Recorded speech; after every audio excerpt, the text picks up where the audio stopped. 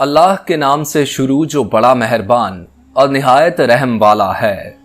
کروڑوں درود نبی کریم صلی اللہ علیہ وآلہ وسلم پر، جن پر اللہ رب العزت خود درود بھیجتا ہے۔ بصرہ کا ایک سردار ہمیشہ اداس اور غمگین رہتا تھا۔ کسی نے اس سے دریافت کیا کہ آخر اس کی پریشانی کا سبب کیا ہے؟ اس پر سردار نے جواب دیا کہ بات کہنے کی نہیں پر کہی جاتی ہے کہ مجھ سے ایک ولی اللہ کی خدمت میں کچھ بے ادبی ہو گئی تھی، اس لیے میں ڈرتا ہوں کہ قیامت کو اس کے مواخذے میں گرفتار نہ ہو جاؤں۔ اصرار پر انہوں نے بتایا کہ واقعہ یہ پیش آیا کہ میں ایک مرتبہ زیارت بیت اللہ کو چلا اور سب دوست و آشنا، عزیز و اقارب رخصت کرنے آئے۔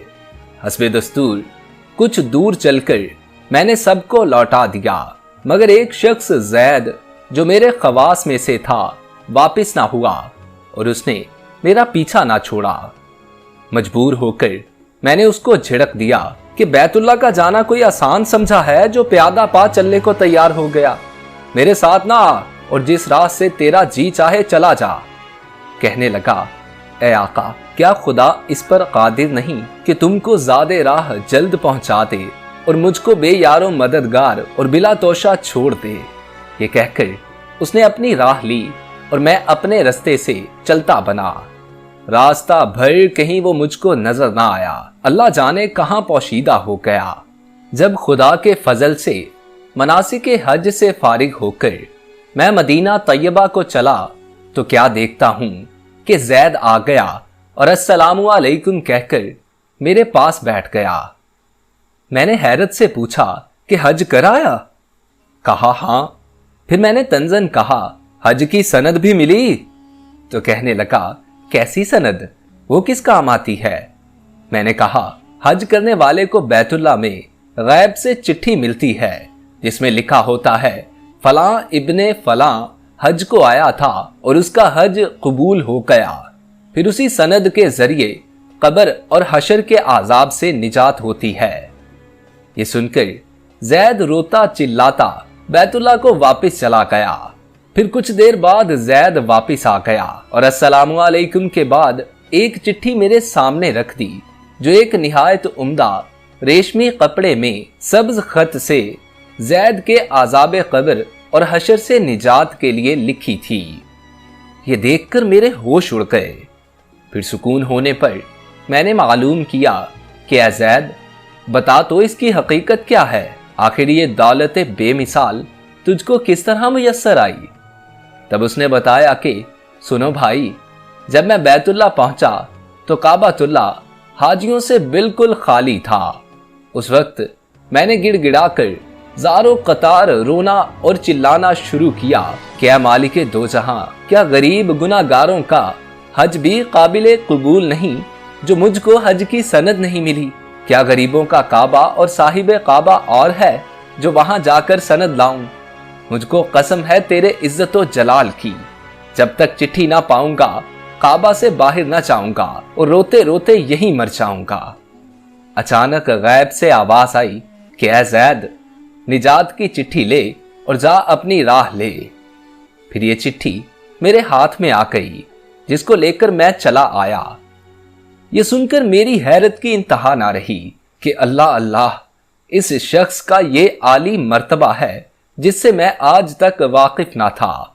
پھر عزت و اکرام کے ساتھ میں اس کو اپنے ہمراہ بصرہ لے آیا اور وہ چٹھی نہایت احترام و تعظیم کے ساتھ معطر کر کے صندوق میں بند کر دی۔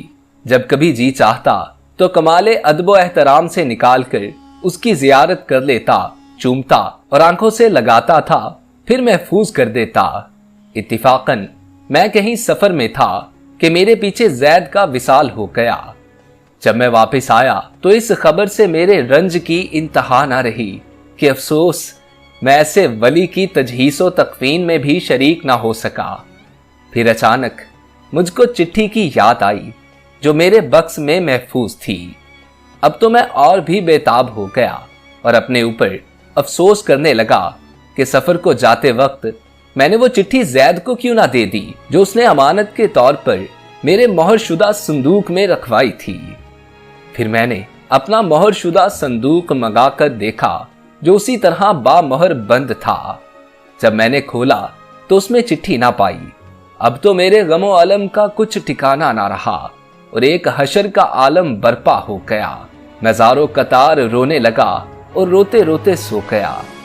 क्या देखता हूं कि तरह तरह की सजी हुई जन्नत में जैद सर पर एक ताज रखे हुए जर्क बर्क लिबास में तख्ते जवाहिर पर जलवा अफरोज है और उसके चारों तरफ हुरों के जमगट्ठे हैं। मैंने करीब जाकर सलाम किया तो उसने कहा, ए आका, इस कदर परेशान क्यों हो? मैंने कहा, मुझे याद नहीं वो चिट्ठी तूने मुझे दी थी।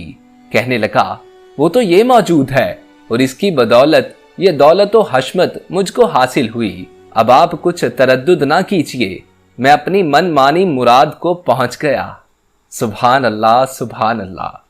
जो अल्लाह का हो जाता है अल्लाह ताला उसकी सब मुरादें पूरी कर देता है। दुआ है अल्लाह ताला हम सबको भी इस वाकया से सबक हासिल करके इस पर अमल करने की तौफीक अता फरमाए। आमीन या रब्बुल आलमीन। दोस्तों, आज के लिए इतना ही।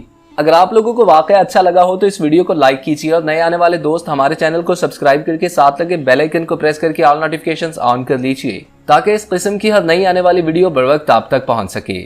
अपने दोस्त मोहसिन रजा को इजाजत दीजिए। अल्लाह आपका और मेरा हामी और नासिर हो। अल्लाह निगहबान।